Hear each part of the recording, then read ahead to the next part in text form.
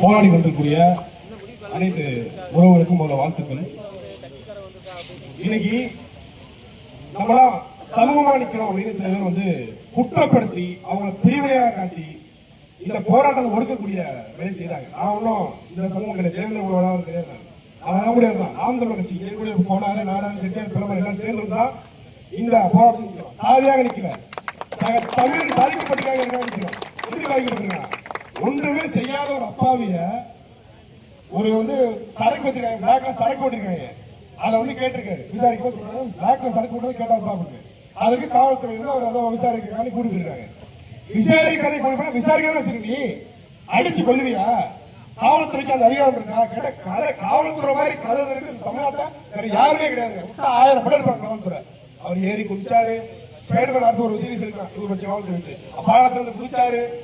ஏன் விசாரணை போறது ஏறி குதிக்கிறாரு? ஏன் சட்டத்துல ஓட்டு இல்லையா? அவர் குற்றவாளியா இருந்தாலுமே சிறை தண்டனை போனது கூட வச்சு வச்சு பேர போட்டு வர்றாரா? அடிச்சு கொடுக்கறவங்க என்ன தகுதி இருக்கு? இல்ல காலை ஒடிக்கிறது, கையை ஒடிக்கிறது, கேட்டா பாத்ரூம் வலிக்கிறது. ஏன் திமுக அமைச்சர் எந்த அமைச்சரும் வலிக்கிறது? செந்தில் பாலாஜி செயல்படுத்தப்பட்டாரு, செயல்படுத்துறாங்க. செந்தில் பாலாஜி சிபிஐ கைது பண்ண விசாரணை போடுவாங்க. அது வேற.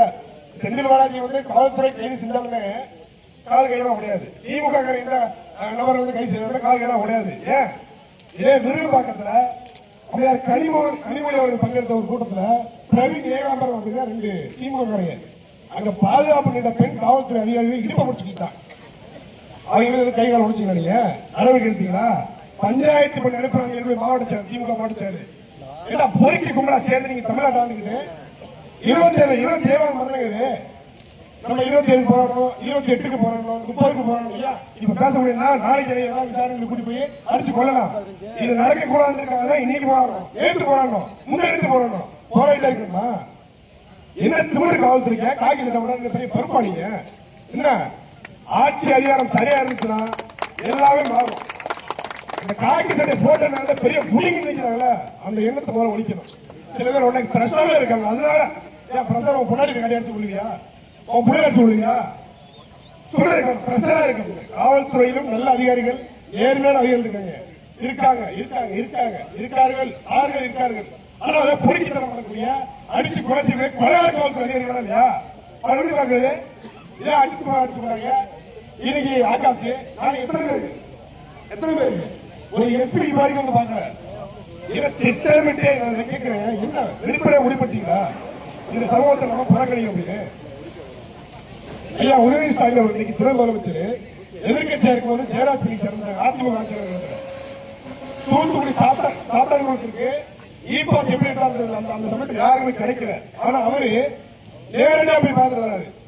ஆனா இங்க ஆகாஷ் இறந்திருக்காரு, அடிச்சு கொலை பண்ணிருக்காங்க, இறந்துருக்காங்க, கொலை பண்ணிட்டாங்க. வாழ்த்துல என்ன நீதிமன்றத்துல துப்பு இல்ல. வந்து ஒரு எஸ்பி பார்க்க மாட்டாரு, கலெக்டர் பார்க்க மாட்டாரு. திட்டமிட்டே இந்த சமூகத்தை, இந்த தமிழ் இனத்தை ஒடுக்கப்படக்கூடிய இந்த மக்களை மேலும் மேலும் ஒடுக்குவீங்க அப்படின்னா உங்க ஆட்சிக்கு முழு கட்டுப்படாதாங்க. நாம் தமிழர் கட்டுப்படா உறவுகளை ஒன்றும் தெளிவாக புரிந்து கொள்ள வேண்டும். இன்னைக்கு நம்ம சமூகம் நிக்கணும், தமிழ் சமூகமா நிக்கணும். இதே நீங்க கோயம்புத்தூர் எடுத்துக்கங்க, ஜிடி நாயுடு பேர் வைப்பாங்க பாடத்துக்கு. ஏன் இங்க நம்ம தலைவரை பேரை சொல்லுங்க, பேரை சொல்லுங்க, வைக்க மாட்டாங்க. ஏன்னா அதெல்லாம் வேணாம். ஏன்னா கருணாநிதி கேட்டவங்க பிசிகாவை பார்த்து நீங்க எல்லாம் புதுக்கோவைக்கு ஆசைப்படாம கேட்டவங்க கருணாநிதி. அந்த கருணாநிதி வகைராக்கள்லாம் நீங்க ஆட்சியில் இருக்காங்க. நாங்க எல்லாரும் போல சமரசம் செய்து கொண்டு போகக்கூடியவர்கள் கிடையாது. இந்த மண்ணிற்காகவும் மக்களுக்காகவும் உண்மையிலே கலந்துரைக்கக்கூடியவர்கள். இந்த போராட்டத்தை அடுத்த இடத்துக்கு கொண்டு போகக்கூடியவர்கள் நாங்க செய்வோம். நீங்க சரியில்லையோ நாங்க செய்வோம். அந்த சீமானவர்கள் சொல்லி அந்த இடத்துல கொடுக்கிறோம். நாங்க அறிவிக்க போராட்டத்தை அறிவிக்கிறோம். மிகப்பெரிய போறோம். இதே போல திருப்பணத்தில் நாங்கள் பெரிய போராட்டம் பண்ணோம்.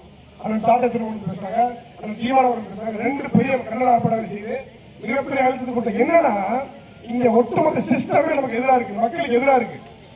நீங்க நம்ம எவ்வளவு பெரிய போராட்டம் செய்தாலும் என்ன செய்தாலும் சரி, இன்னைக்கு பாருங்க நிக்கிதா அஜித்குமார் படுகொலை வழக்குல சம்பந்தப்பட்ட நிக்கிதாவுக்கு அவன் நகை திருட போச்சு, நகை கிடைக்கவில்லை, அதை முடித்து வைக்க வேண்டும் அப்படின்னு நீதிமன்றத்தில் பாருங்க.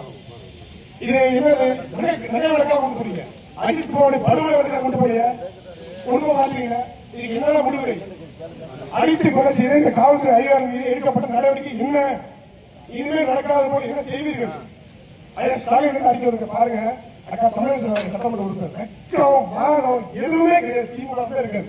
கடை வெட்டி கட்டிட்டா மாதிரி இருக்காது. ஏன்னா உங்க ஆட்சி, உங்க காவல்துறை. நாங்க வந்து உங்கள்கிட்ட நிக்கிறோம், மக்கள்கிட்ட என்ன பிரச்சனை கேட்கிறோம்னா நாங்க கேட்கலாம். ஏன்னா நாங்க ஆளுங்கட்சி கிடையாது.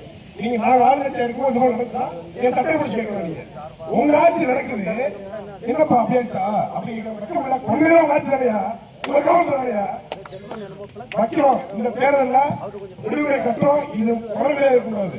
நாளைக்கு நாளா இருக்கா நீங்களா இருக்கா, இது தொடர்நிலையா இருக்கக்கூடாதுங்கிறதுக்காக தான் நம்ம கலந்து நிற்கிறோம். தமிழ் பிள்ளைகளுக்காக தமிழ் பிள்ளைகள் தான் போராடும். அது நாம் தமிழர் பிள்ளைகள் தான் போராடும். சீமா தமிழ் தான் போராடுவோம். போராடுறது புதுசு இல்லை. போராட்டம் வாழ்க்கையா மாறிச்சு. நிச்சயமாக நீதிமன்றம் உறவுகளை ஜெயில மாதிரி உங்களுக்கு வந்து என்னைக்கு உறுதியளிப்போம். நன்றி, வணக்கம். நாம் தமிழர்.